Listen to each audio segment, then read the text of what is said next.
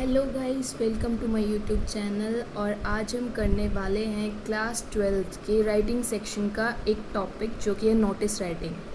तो बेसिकली हमारे पास 3 टाइप्स के नोटिस होते हैं।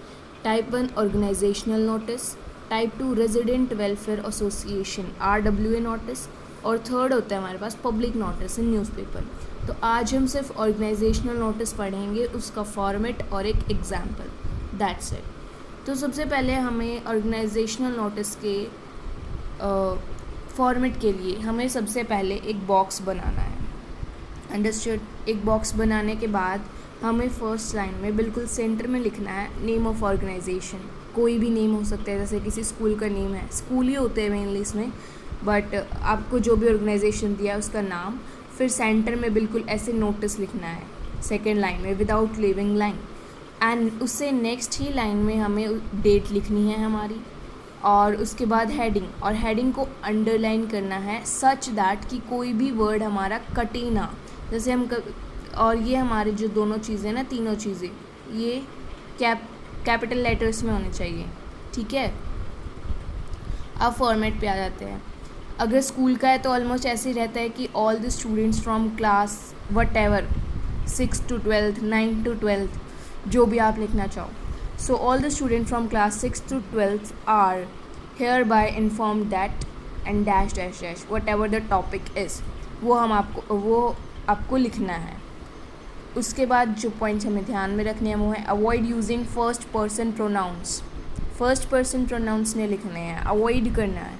जैसे आई, वी, मे, माई, ऐसे जैसे माई स्कूल ऐसे नहीं लिखना है, our school we can write. So second is don't forget to include DTVPD. ये DTVPD is what? DTVPD is date, time, venue, place and duration. ये सारी चीज़ें हमें लिखनी है।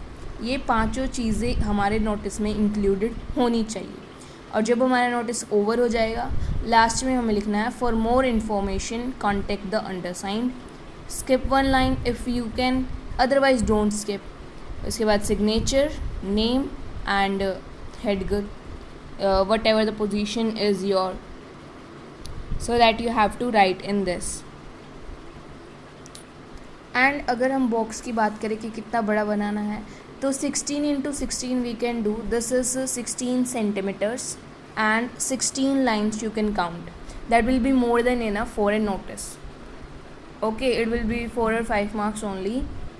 So this will be more than enough for a notice writing 16 into 16. 16 lines and this side also 16.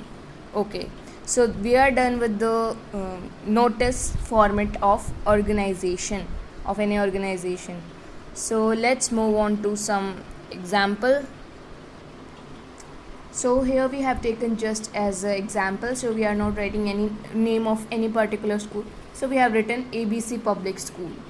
Notice in the center with capital, date and the topic. Topic here chosen is book fair.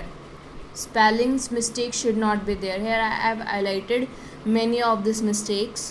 So fair, spelling mistake should not be there. Let's start. All the students from class 6th to 12th. This hyphen should not be there. Like this we have to write. Are hereby informed that the school is organizing. Okay, has means has. You have to take care of each and everything here. Has organized a book fair. All the academic and non-academic books from different publications will be available. This book fair will be organized in School Assembly Hall on 10th May. Like the date you are writing here, it should be some days away.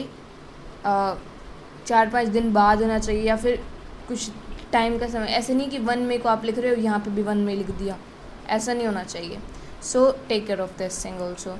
School Assembly Hall on 10th May 20 and whatever the year is. Students may visit from 9 a.m. to 5 p.m. with the family. For more information, contact undersigned. then signature, Shweta, and head girl. Whatever your name is, you can write it.